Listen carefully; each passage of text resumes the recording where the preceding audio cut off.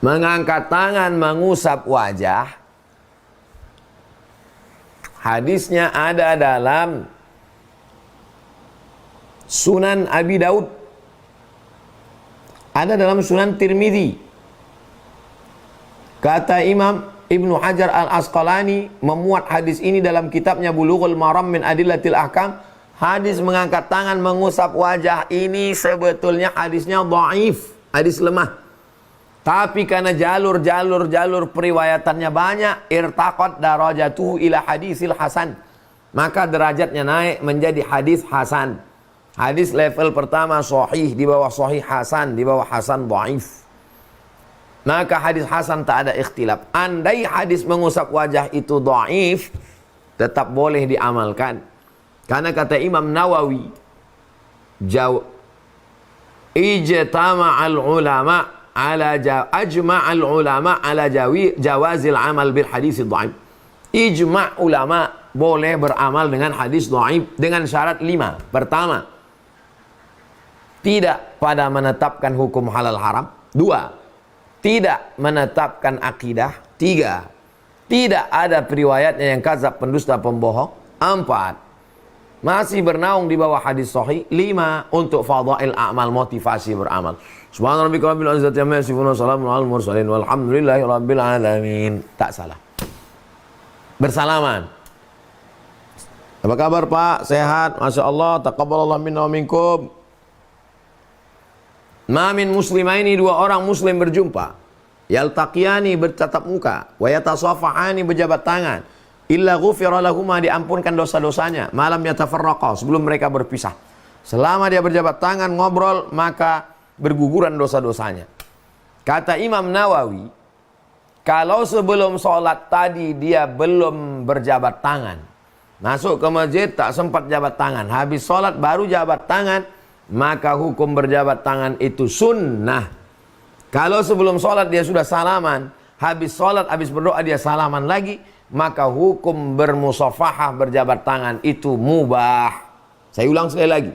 Kalau sebelum sholat dia salaman dulu, habis sholat salaman lagi, mubah. Kalau sebelum sholat dia tidak ada salaman, habis sholat baru salaman, sunnah.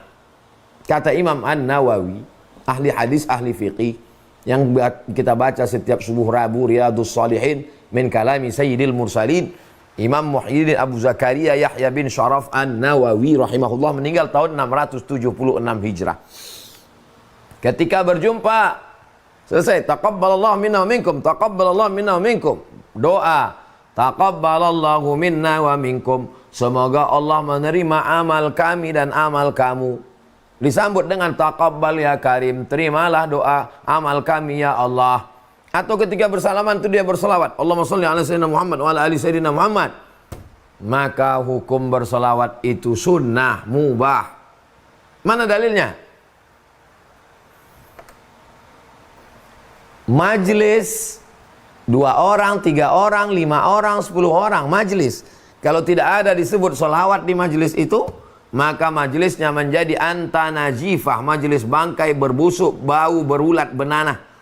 Maka dia tak mau majlisnya itu menjadi majlis bangkai, dia pun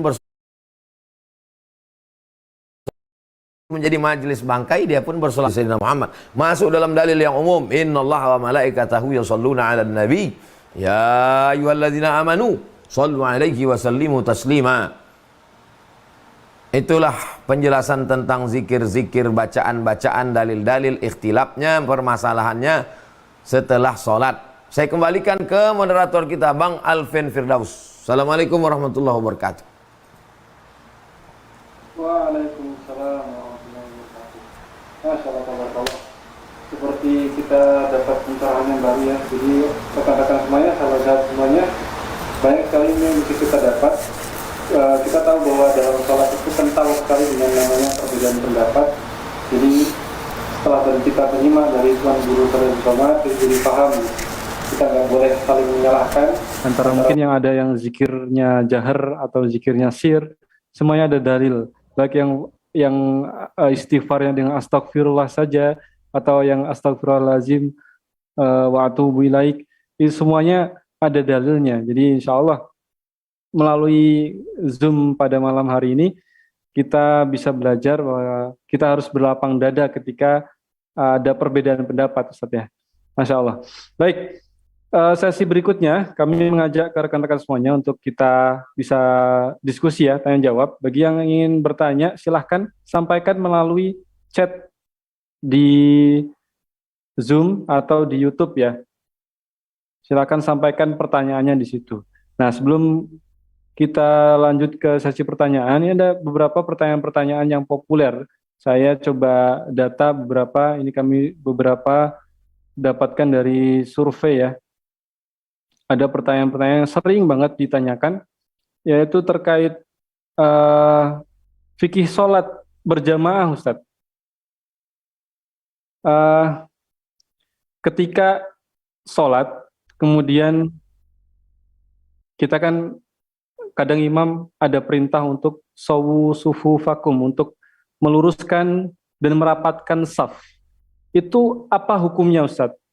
Hukumnya seperti apa bagi yang mereka yang melalaikan? Sawu sufuf, luruskan saf. Fa inna taswiyatas sufuf min tamamis shalah. Karena lurusnya saf itu min bagian tamam kesempurnaan sholat. Jadi orang yang tidak meluruskan saf, maka sholatnya tidak sempurna. Kita kalau mau buat rumah, rumah yang sempurna. Beli kendaraan, kendaraan sempurna. Makanan, makanan sempurna. Kenapa giliran sholat kita nggak penting? Padahal kita mau menghadap Allah membawa sholat. Maka sholatnya pun mesti yang sempurna. Maka imam tidak boleh mengangkat takbiratul ihram sebelum dia menghadap ke jamaah. Sawus sufuf, luruskan shaf. Fa inna taswiyatas sufuf min tamamis shalah. Lurusnya shaf bagian dari kesempurnaan sholat. Tidak boleh imam mengangkat takbiratul ihram kalau shaf pertama ini belum penuh. Dinding kanan, dinding kiri penuhkan. Ada orang di belakang, nah maju ke depan, penuhkan dulu. Shaf yang kedua diawali dari belakang imam. Tegak satu orang, teruskan ke kanan, teruskan ke kiri. Nah beginilah seterusnya belakang, terus shaf kedua, baru shaf ketiga. Tak boleh bolong-bolong, karena ini adalah menghadap Allah Subhanahu wa Ta'ala. Kenapa menghadap komandan, menghadap bupati, presiden, gubernur, menteri, begitu siapnya para tentara dan polisi? Kenapa menghadap Allah Subhanahu wa Ta'ala? Padahal Nabi menyuruh, ini bukan perintah atasan, ini perintah Rasulullah Sallallahu Alaihi Wasallam. Saddul khalal, tutup celah. Saddul furaj, tutup lubang celah. Maka kita disuruh, filosofinya tidak boleh ada celah kosong masuk setan. Semua segmen mesti kita isi, kalau tidak nanti diisi oleh setan. Idza ikhtalafat qulubukum. Kalau sop kamu bengkok, maka hati kamu jadi bengkok. Jadi kaitan lurus sop juga kaitannya ke hati kita. Ke hati kita, kebersamaan kita semuanya. Lalu kemudian wakana ahaduna yulziqu. Kata sahabat Nabi bercerita, wakana ahaduna yulziqu. Salah seorang di antara kami menempelkan kakinya. Qadamahu, menempelkan kakinya. Nabi tak ada menyuruh, tempel, tak ada. Ini sahabat yang melakukan. Wakana ahaduna, salah seorang di antara kami, yulziqu, menempelkan kakinya. Jadi kalau ada orang menempelkan kakinya ke kita, berarti dia bersemangat ingin rapat. Kalau kita tidak merasa terganggu, tak merasa nyaman, merasa tidak ada apa-apa, tidak terlalu sensitif, kita diam saja. Tapi kalau kita orangnya sensitif, geli, geser sedikit, maka kawan tadi pun juga mesti paham. Kalau mangkibun bimangkibin, bahu rapat dengan bahu, ada kainnya, sehingga tak terasa. Tapi kalau kaki dengan kaki, karena kita tak pakai kaos kaki, tidak semua orang tahan, ada yang tak tahan. Jadi kita saling paham-paham sajalah. Kalau dia kita rapat pepet sekali dia geser, jangan kita geser-geser lagi, berkelahi kita gara-gara itu. Nah ini perkara-perkara sunnah. Tapi kalau tidak saling memahami, gurunya tak sama, bisa menjadi konflik, berkelahi. Padahal orang baru aja tobat, hatinya baru aja lembut, baru mau ke masjid, udah kelahi, udah dituduh perusak shop dan lain sebagainya. Bertahun-tahun kita berkelahi gara-gara shop ini. Yang satu mengatakan mesti menempel, yang satu mengatakan nggak apa-apa nggak nempel. Akhirnya datang COVID. 2 tahun tak menempel gara-gara takut kena COVID dan lain sebagainya. Sekarang sudah tak ada COVID, kita tetap rapat lagi insya Allah. Demikian Bang Alvin. Baik, Masya Allah. Berikutnya pertanyaan yang populer juga ini kami kumpulkan. Ketika kita si imam membaca surat pendek, apa yang harus dilakukan makmum? Diam menyimak atau membaca Al-Fatihah, Ustaz? Mazhab Syafi'i, makmum wajib membaca Al-Fatihah. Dalilnya mana? La salata, tidak sah salat liman lam yaqra bi Fatihatil Kitab. Siapa yang tak baca Fatihah tidak sah salatnya. Mazhab Hanafi bertolak belakang dengan mazhab Syafi'i. Mazhab Hanafi tidak perlu baca Fatihah. Dalilnya mana? Hadis juga. Al-imamu junnah, imam penanggung jawab. Fa qiraatul imam qiraatul makmum. Bacaan si imam sudah mengkafir bacaan makmum. Mazhab Syafi'i wajib baca Fatihah. Mazhab Hanafi enggak perlu karena sudah ditanggung imam. Yang pertengahan mazhab Maliki. Kalau solatnya berbunyi, solat maghrib, solat isya, solat subuh, solat Jumat, makmum tak perlu baca. Kenapa tak perlu baca? Karena dia sudah mendengar bacaan imam. Tapi kalau solat zuhur dan solat asar, makmum baca karena dia tak dengar bacaan imam. Syafi'i, Hanafi, Maliki sudah jelas. Nah sekarang bagaimana kalau imamnya bacaannya pendek? Ghairil maghdubi alaihim waladdallin. Amin. Bismillahirrahmanirrahim. Yasin. Allahu Akbar. Kapan baca Fatihahnya? Membaca Fatihah bagi makmum dalam mazhab Syafi'i dua tempat.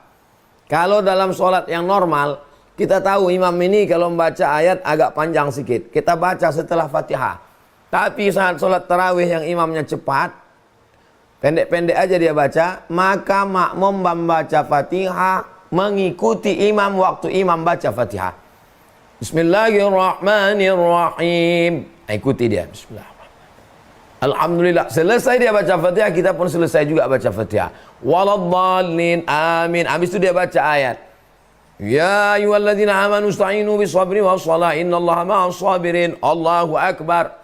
Kita udah baca Al-Fatihah. Karena bagi mazhab Syafi'i baca Al-Fatihah itu dalam dua tempat. Yang pertama, setelah Al-Fatihah. Yang kedua, seketika membaca Al-Fatihah bersama dengan imam. Demikian Bang Alvin. Baik, terima kasih Ustadz atas jawabannya.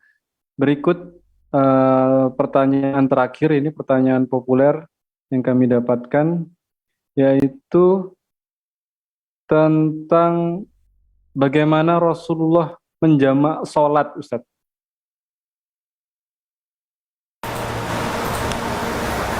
Sholat dijamak di qasar. Kalau qasar syaratnya mesti ada safar, musafir. Jaraknya nanti ada ustadz yang mengatakan 82 kilo, ada yang mengatakan 85 kilo, ada yang mengatakan 87 kilo. Saya pakai kitab Al-Fiqhul Islami wa Adillatu Syekh Wahab Az-Zuhaili 88 kilo. 88, sekian, 89. Bulatkan aja 90. Ingat wali songo, siji loro telu papat 5 6 7 8 songo 90. Ingat 90 kilo. Barulah boleh di qasar. Zuhur 2, asar 2, maghrib 3, isya 2. Kalau ditarik zuhurnya ke asar, namanya jamak qasar, jamak takhir.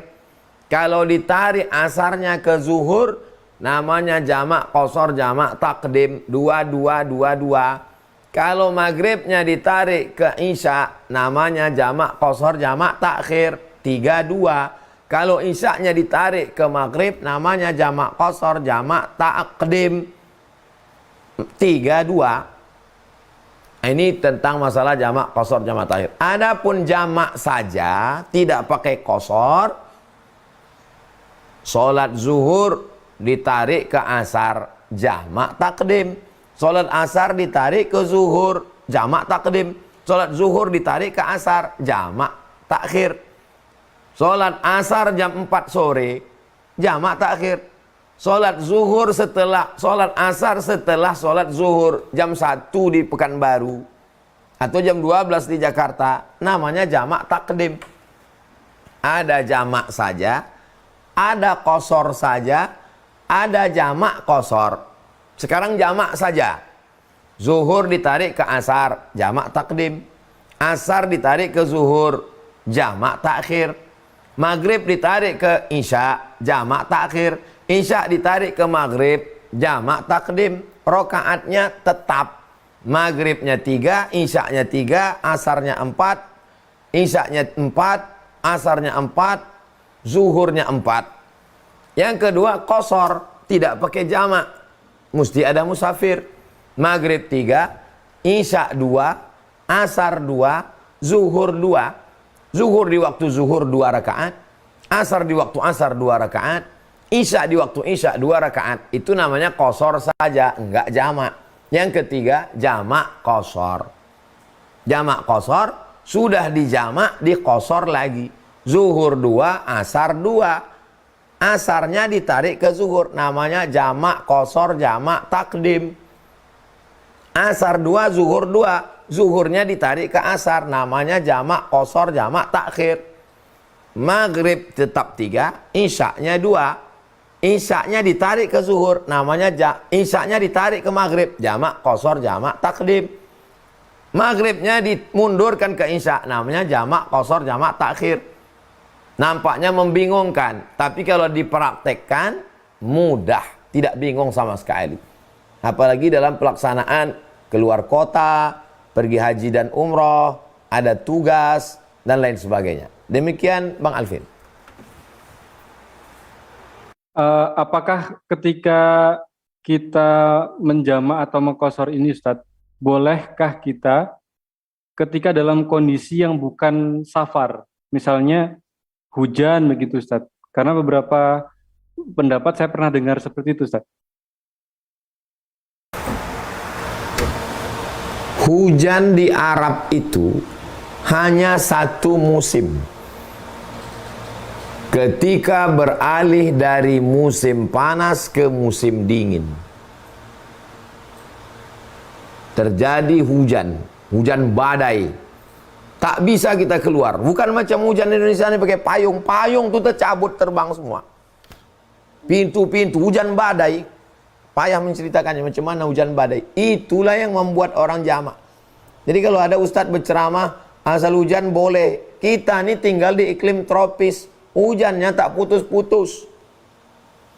Hujan yang dimaksud itu adalah hujan badai, pergantian musim. Lengkap dengan airnya, lengkap dengan anginnya. Tak sanggup orang keluar. Berkunci pintu semua. Itulah yang membuat orang tidak sholat ke masjid itu. Sehingga dijamaknya di rumah atau di masjid dijamak sehingga nanti asar tidak keluar lagi. Itu tidak ada safarnya, tidak ada musafir. Adapun kita tinggal di iklim tropis, sikit-sikit hujan gerimis, sikit-sikit hujan, ada payung, ada kendaraan, maka agama ini mudah, tapi jangan dimudah-mudahkan.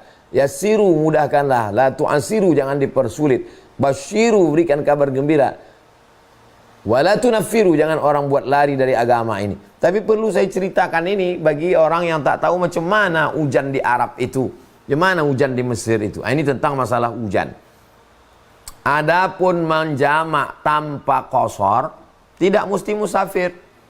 Dokter operasi jam 11, keluarnya jam 4. Waktu zuhur sudah habis. Kapan dia sholat zuhur? Zuhurnya 4 rakaat, asarnya 4 rakaat, ditarik zuhurnya ke asar, jamak takhir. Tak bisa dia tinggalkan operasi ini. Kalau orang sedang operasi ditinggalnya 5 menit, mati orang ini.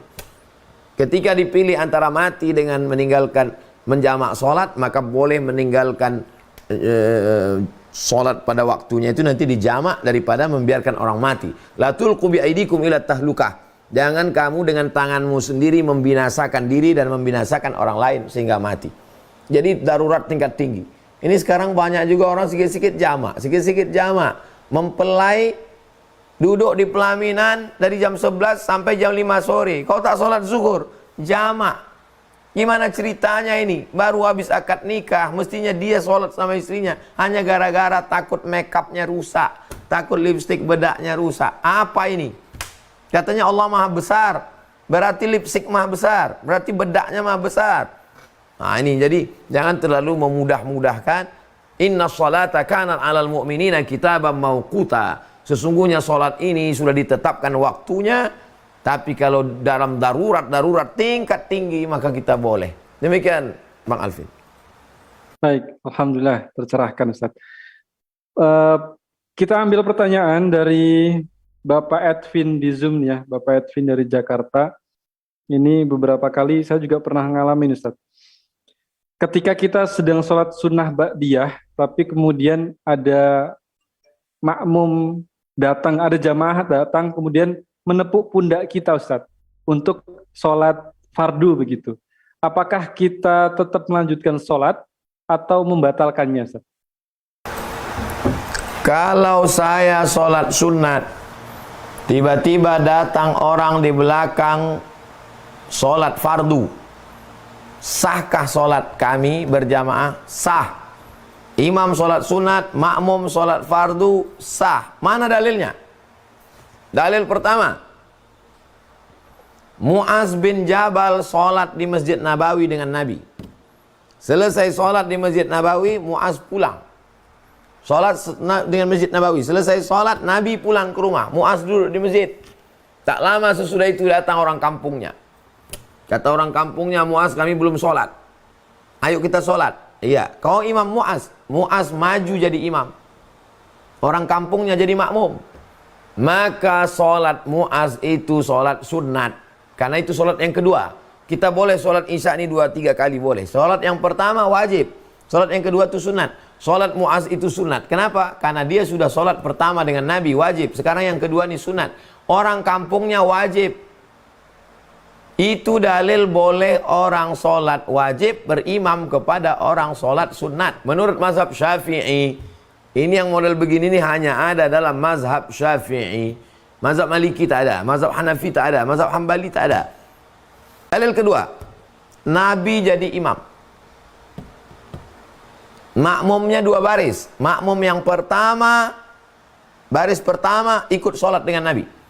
Baris yang kedua, megang tombak sama anak panah ngelihat musuh. Ini namanya sholat khauf, sedang perang. Selesai salam, Nabi jadi imam lagi. Makmum yang sop pertama mundur jaga pedang panah. Makmum yang sop kedua maju sholat sama Nabi. Sholat Nabi yang pertama wajib, sholat Nabi yang kedua sunat. Makmum yang pertama sudah sholat wajib, makmum yang kedua sholatnya wajib, Nabi sholat yang kedua sunat. Itu dalil imamnya sholat sunat, makmumnya boleh sholat wajib. Cerdasnya Imam Syafi'i. Tak diketemukan oleh ulama lain pengambilan dalil itu. Jadi kalau ada orang bertanya, mana dalilnya? Dijelaskan pun belum tentu tertangkapnya. Ilmu khusus itu adalah Imam Syafi'i yang menyusunnya. Nama kitabnya Ar-Risalah. Usul Fiqh. Jadi tidak sesederhana, mudah. Ada pun dalilnya belum tentu dapat kita pahami. Dan tidak sepakat semua ulama tentang bolehnya itu. Tapi dalam mazhab Syafi'i boleh. Jadi kalau saya sedang sholat tahiyatul masjid, ada orang musafir di belakang, dia sholat wajib, maka saya jangan berhenti terus dan jaharkan takbirnya. Allahu Akbar. Sami'allahu liman hamidah. Supaya dia bisa mengikut di belakang. Maka sholat berjamaah kami sah dan kami dapat pahala berjamaah. Karena sholat itu iqtida, mengikut gerakan. Dia di belakang mengikut gerakan saya, maka sholatnya sah. Wallahu a'lam bishawab, Bang Alvin. Kalau kondisinya sholat jahar Ustaz, misalnya sholat di sholat isya gitu ya, kita sholat sunnah ba'diyah isya, sedangkan makmum kita mau sholat isya nepuk gitu ya, apakah kita baca al-fatihahnya juga zahar? Kita sholat sunat. Sholat sunat kita itu tidak kita jaharkan. Karena tetap hukum kita waktu itu ba'diyah. Ba'diyah, qabliyah tidak dibaca jahar. Maka kita tetap takbirnya saja yang kita jaharkan supaya dia bisa mengikut kita. Wallahu a'lam. Oke, ini dari Bu Kayisah. Kita berlanjut ke pertanyaan berikutnya. Apa yang mengindikasikan bahwa kita itu ketinggalan rakaat, Ustadz? Apakah ketika kita ketinggalan Al-Fatihah itu dikatakan kita ketinggalan rakaat? Man adraka rak'atan faqad adraka shalah. Siapa yang ketemu imam sedang ruku, maka dia dapat 1 rakaat. Masuk ke dalam masjid, imam sedang ruku, Allahu Akbar, maka langsung ruku. Tapi jangan lupa takbiratul ihram. Banyak juga orang langsung ruku, lupa dia takbiratul ihram. Allahu Akbar. Mana takbiratul ihramnya? Takbiratul ihram dulu.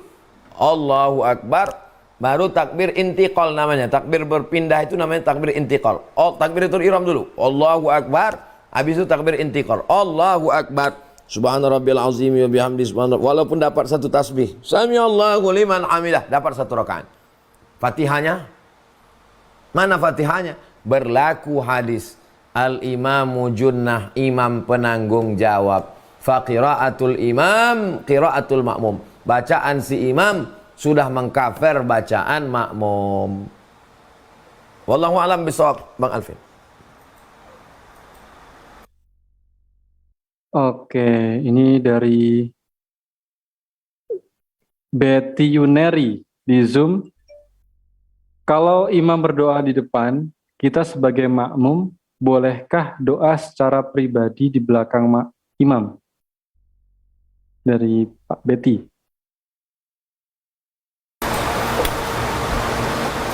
Ada sah tak sah, ada afdol tak afdol. Tolong jangan campurkan antara sah tak sah atau afdol tak afdol.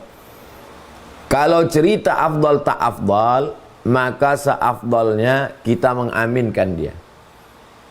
Rabbana la tuzigh qulubana ba'da idh hadaitana wa hab lana min ladunka rahmah. Amin.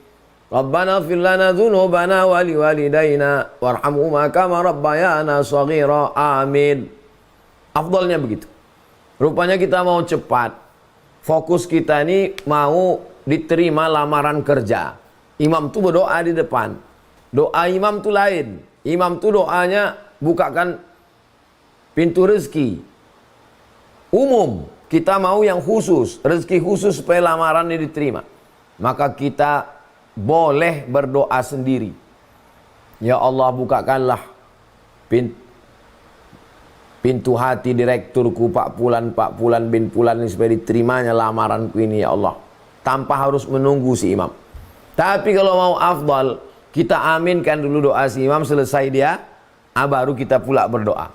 Jadi kalau cerita afdal tak afdal, afdal kita aminkan dulu. Tapi kalau cerita sah tak sah, sah kita berdoa. Demikian Bang Alvin. Wallahu a'lam. Baik, dari Kak Sobah, kita lanjut saja pertanyaan berikutnya. Terkait doa. Kita itu tiap hari berdoa, Ustadz. Kenapa doa kita kadang tidak pernah Allah kabulkan? Kenapa ya, Ustadz? Doa minta kambing. Menurut kita, kambing itu mesti ada, baru doa itu makbul. Aku tadi minta kambing Pak Ustadz, sampai maghrib kambing itu tak ada, berarti doaku tak makbul. Ini yang perlu diluruskan. Yang pertama, Allah memberikan seperti yang diminta. Memang betul-betul dapat kambing. Ya Allah, kasihlah aku hari ini kambing, dapat kambing. Itu definisi makbul yang pertama. Yang kedua, Allah selamatkan kita dari musibah seharga kambing. Ya Allah, kasihlah aku hari ini kambing. Sampai maghrib tak ada kambing. Mana kambing itu? Berarti doaku tak makbul. Sebenarnya Allah sudah kabulkan doamu. Mana dia? Allah selamatkan engkau dari musibah seharga kambing. Sebetulnya dalam catatan takdir kau menabrak kambing tadi jam 11. Tak jadi karena ditolak oleh doamu. Itulah mana la yaruddul qada illa doa. Tak ada yang bisa menolak takdir kecuali doa.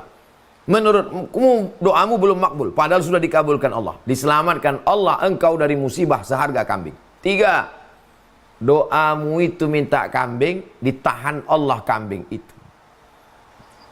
Dikasihnya nanti menurut ilmunya, bukan menurut kemauanmu. Seperti anak umur 5 tahun minta pisau, minta pisau, minta pisau. Kata maknya nanti kau 15 tahun baru ku kasih pisau. Kalau 5 tahun ini kasih pisau, habis kau potong semua. Urat nadi bapakmu pun kau potong juga. 4. Digenggam Allah nikmat kambing itu supaya kau dapat nikmat lebih besar daripada kambing. Apa nikmat lebih besar? Sabar. Kalau dikasihnya kau kambing, maka nikmatmu cuma dapat 2.700.000 menurut harga Pekanbaru sekarang. Tapi kalau ditahannya dan kau sabar nih harganya lebih dari 2.700.000. Berapa harga sabar? Innama yuwaffas sabiruna ajrahum bighairi hisab. Orang yang sabar balasannya bighairi hisab, unlimited. Apa kata Umar bin Khattab? Aku tidak pernah berhenti berdoa. Kenapa? Karena doa adalah ibadah. Aku tak tahu doaku diterima atau tidak, tapi aku terus berdoa karena doa adalah ibadah. Aku Abdul Somad terus berdoa karena doa adalah ibadah. Aku Abdul Somad terus berdoa karena dengan berdoa aku merendahkan diriku kepada Allah. Aku Abdul Somad terus berdoa karena dengan berdoa aku selalu berharap akan cinta Allah Subhanahu wa taala. Aku terus berdoa karena dengan doaku aku menjadi orang yang sabar menghadapi segala ujian Allah. Aku tetap berdoa karena dengan berdoa aku semakin yakin kedekatan dengan Allah Subhanahu wa taala. Aku tetap berdoa karena dengan berdoa berarti aku melaksanakan sunnah Rasulullah SAW. Aku tetap berdoa karena dengan berdoa berarti aku mentaati perintah Allah. Ud'uni, mintalah kepadaku, astajib lakum, akan kukabulkan doaku padamu. Nabi Ibrahim 86 tahun berdoa, Rabbi habli minas sholihin, Rabbi habli minas sholihin, Rabbi habli minas sholihin. 86 tahun baru lahir anak Ismail. Istrinya diponis mandul, tak punya anak. 13 tahun setelah umur Ismail, umur 99 tahun, dari 86 ke 99, 13 tahun, barulah lahir Ishak, Sarah. Ternyata hamil juga ujungnya Sarah. Tak ada yang sulit bagi Allah. Innama amruhu iza arada syai'an ayyaqula lahu kun fayakun. Demikian Bang Alvin.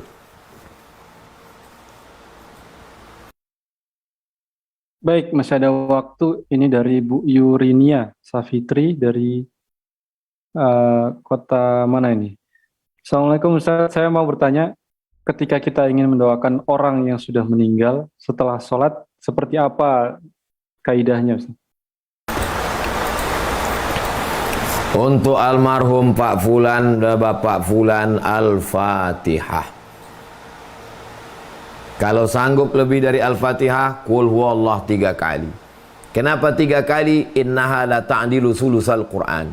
1 Qul huwallah sepertiga Quran, 3 kali seperti sekhatam Quran. Al-Falaq, An-Nas, Al-Fatihah. Kalau sanggup lebih panjang lagi, Iqra'uha ala mautakum, bacakan surat Yasin. Hadis menyuruh membacakan surat Yasin untuk orang meninggal, hadisnya dhaif. Tapi hadis dhaif tetap boleh diamalkan untuk fadail a'mal. Seafdal-afdalnya menurut Imam Syafi'i, wa qala Syafi'i, Imam Syafi'i berkata, diriwayatkan oleh Imam An-Nawawi dalam kitab Riyadhus Shalihin, wa in khatimul Qur'ana, kalau dikhatamkannya sekhatam Quran 30 juz, kullahu 30 juz full, kana hasanan, the best, mantap, bagus kalau bacakan 30 juz. Tak sanggup 30 juz, Yasin. Tak sanggup Yasin, Fatihah, Qul huwallah 3 kali, Al-Falaq, An-Nas. Tak juga sanggup, Al-Fatihah.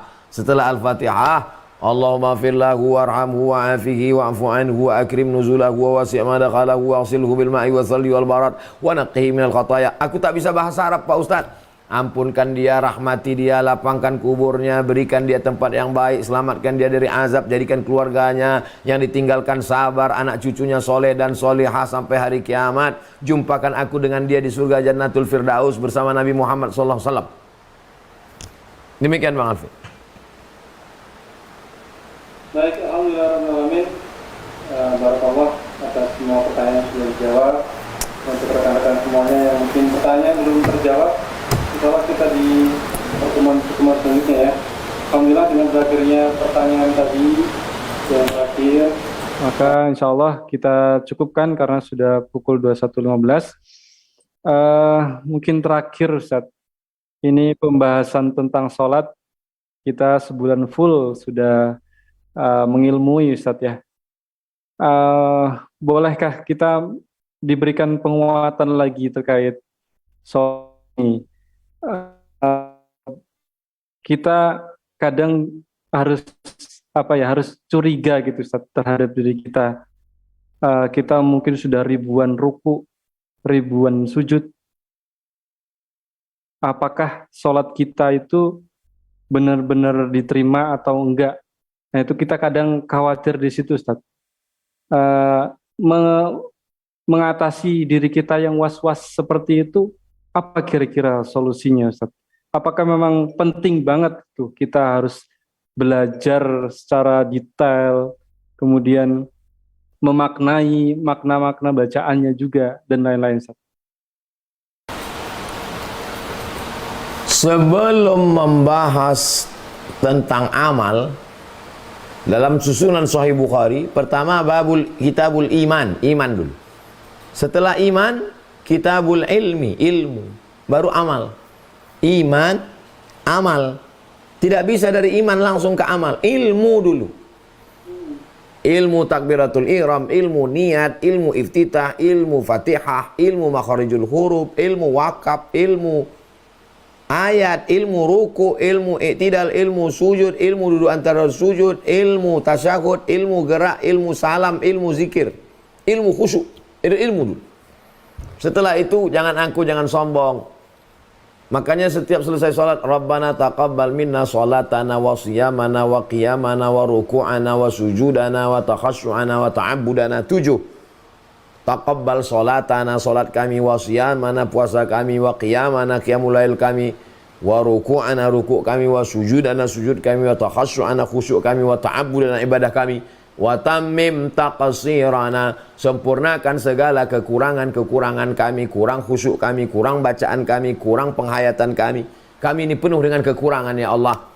Karena rasa rendah diri, rendah hati, rendah jiwa menempelkan kening ke lantai, itulah turun rahmat Allah Subhanahu wa taala. Jangan pernah merasa aku yang paling khusyuk, aku yang paling hebat, aku yang paling tak khusyuk. Karena jamaah ini orangnya rendah hati, boleh jadi aku masuk surga karena doa jamaah ini. Hujan lebat nih boleh jadi berhenti karena ada jamaah yang ikhlas-ikhlas nih yang berdoa. Jumpa anak kecil, kau belum ada dosamu apa-apa, doakan aku Ustaz Somad, doakan juga aku karena kau belum ada dosamu. Jumpa orang tua, doakan saya Ustaz, saya udah tua, doakan juga aku Pak, aku belum tentu sampai setua Bapak. Amal Bapak udah lebih banyak daripada aku. Nampak orang kafir, boleh jadi orang ini kalau dapat hidayah masuk Islam, bersih sebersih-bersihnya. Aku masih banyak dosa, silap dan salah. Man tawadha'a lillah, siapa yang merendahkan dirinya karena Allah, illa rafa'allah, maka Allah akan mengangkat derajat. Demikian Bang Alfi. Baik, terakhir Ustadz, sering kita mendengar terkait sholat itu ya, bahwa sholat itu mencegah kita dari perbuatan keji dan mungkar. Kemudian sholat adalah amalan yang pertama kali Allah hisab. Kalau baik sholatnya, maka baik pula amalan lainnya. Apakah ini juga menandakan bahwa ketika kita memperbaiki sholat, itu punya korelasi dengan hidup kita yang akan lebih baik, begitu Ustaz? Sholat ini obat. Ada pantangan-pantangannya, ada dosisnya, ada cara pakainya. Obatnya manjur, pantangannya tidak dijaga, penyakit tidak hilang-hilang. Makanya target daripada sholat ini dijelaskan Allah, inna sholata tanha anil fahsya wal munkar. Kalau betul obatmu, maka insya Allah keji dan mungkarnya tertahan. Puasa begitu juga, puasa ini obat. Yang disembuhkannya la'allakum tattaqun. Nanti kau jadi orang takut sama Allah. Haji bukan sekedar tawaf, sa'i, lontar, jumrah, zikir, talbiyah. Ini obat. Apa yang disembuhkannya? Fala rafasa. Nanti kau tidak lagi jahat secara seksual. Wala fusuqa. Kau tidak lagi nakal non seksual. Wala jidal. Lidahmu tidak kasar mau kelahi, jidal, berkelahi, bertengkar. Inna awwala ma yuhasabu bihil abdu yaumal qiyamah. Yang pertama kali dihisab, dihitung nanti pada hari kiamat adalah salatuhu, salat. Idza salahat salahal amalu kulluh. Kalau salatnya benar, maka amal-amal yang lain ikut menjadi benar. Idza fasadat, kalau rusak macam tiang rumah. Kalau sudah tiangnya lapuk, tumbang, habis, rontok, atap-atap bertumbangan semuanya. Demikian Bang Alfi. Baik, alhamdulillah pembahasan tentang sholat kurang lebih 4 pertemuan. 4 pertemuan ya Bang Kakak Bunda. Insya Allah untuk rekaman-rekamannya bisa Bang Kakak akses melalui hubungi admin yang sudah menghubungi Bang Kakak